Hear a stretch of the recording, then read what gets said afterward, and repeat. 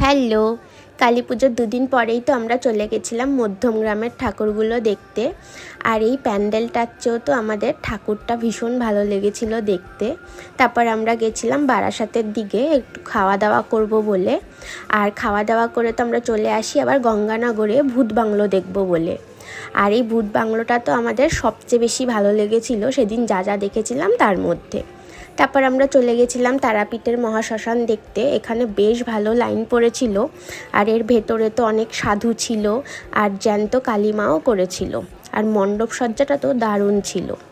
তারপর চলে গেছিলাম জঙ্গলমহল দেখতে। এর ভেতরে এনারা দুজন যে ডান্স করছে, এনাদের ডান্স আমরা অনেকক্ষণ দাঁড়িয়ে দেখছিলাম। আর তারপর গিয়েছিলাম বিরাটিতে ভূতের বাবার বিয়ে দেখতে। আর এই ভূতের বাবার বিয়েতে কফি পাকোড়াও ছিল।